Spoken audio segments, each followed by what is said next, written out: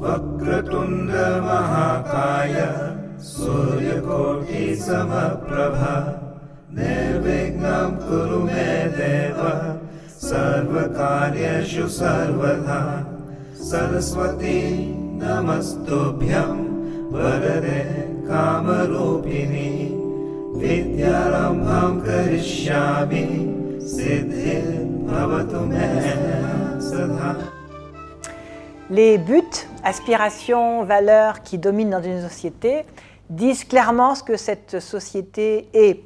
Et si nous voulons comprendre la société où nous vivons, eh bien, ce sont des indicateurs précieux. Et c'est vraiment essentiel de savoir dans quelle société nous sommes en train de vivre actuellement, puisque nous sommes malgré tout influencés par le monde autour de nous. Aujourd'hui, si on observe ce que disent la télévision, les journaux, les magazines, les films au cinéma et même le système éducatif, etc., le bonheur qui est préconisé, en fait, repose sur deux choses qu'il faut bien identifier. La notion de liberté individuelle et aussi la satisfaction de tous nos désirs, besoins au niveau physique, matériel, émotionnel. Alors le type de bonheur qui est préconisé par la société, en fait on le déduit rien qu'en regardant la télévision. Si vous regardez les publicités, pour parler que de ça, 90% des publicités sont axées sur les besoins du corps, les crèmes, les savons, etc. Ou bien sur l'avoir, la voiture à acheter, la maison, etc. Donc si nous cherchons à atteindre ce bonheur qui est préconisé par toute la société autour de nous, eh bien ça va déterminer notre expérience de la vie. En fait, d'abord, nous allons rentrer dans une sorte de quête du toujours plus, toujours plus de confort, de plaisir, de biens matériels, de sensations, etc. Et le bonheur, c'est quoi dans ce cas? C'est plutôt la succession la plus rapide possible de plaisir. Ça, c'est en fait la définition du bonheur tel qu'on le voit actuellement. Et puis l'autre conséquence que donne ce type de bonheur, cette recherche du bonheur, c'est qu'on rentre dans un circuit de dépendance. J'ai besoin de tel objet, de telle relation, de telle circonstance pour être heureux. Et en fait, je deviens absolument l'esclave des circonstances extérieures et qu'on est ballotté sans cesse par les aléas de la vie. Et puis, quand on dit dépendance, c'est la dépendance par rapport à nos propres désirs. La notion de liberté individuelle, il y a beaucoup de malentendus là-dessus. On pense qu'être libre, c'est faire exactement ce que l'on veut faire, c'est avoir ce que l'on a envie d'avoir, etc.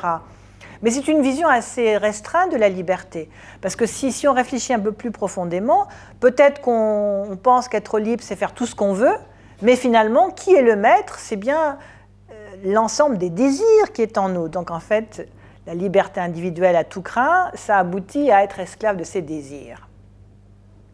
Donc ce sont des exemples précis qui montrent que le type de bonheur qu'on recherche va vraiment déterminer l'expérience de la vie qu'on va avoir.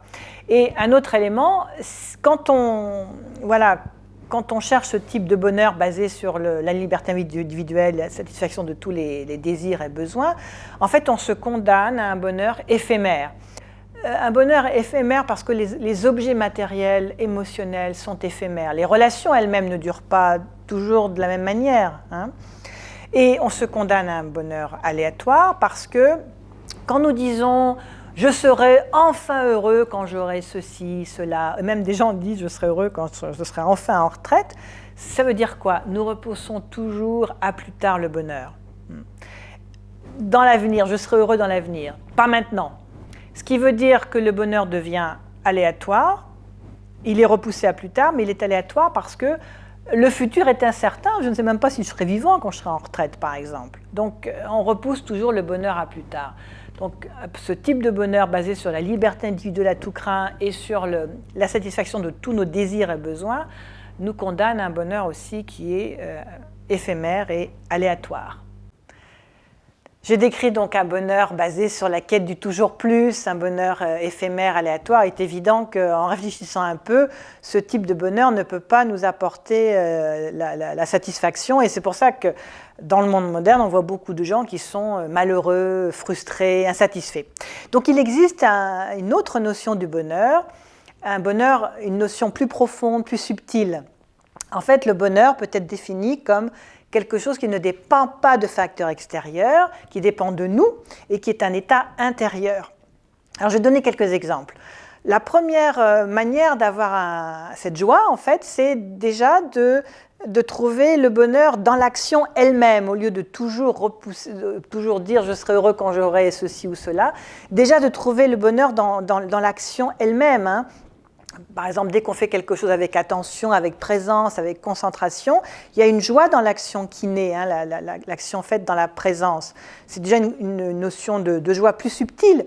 Il y a une autre joie plus subtile qui est la satisfaction de faire ce qu'il fallait faire. Par exemple, dans une circonstance, d'avoir agi de façon juste, selon des principes nobles. Eh bien, rien que cela, si on essaie de le faire régulièrement, ça crée vraiment une joie assez ineffable et très subtile en nous. Ou bien le sentiment de la joie qu'on éprouve quand on a fait ce qu'on devait faire, au sens, voilà, j'ai des obligations à la société en tant que père, mère, fille, etc. Eh bien, de faire ce qui nous revenait et d'en être conscient, ça donne également une grande joie. Et puis, bien sûr, il y a encore une notion plus profonde du bonheur qui est découvrir que nous sommes bonheur. Et c'est là où, en fait, on arrive à la dimension spirituelle du bonheur, c'est-à-dire la conception la plus ultime du bonheur.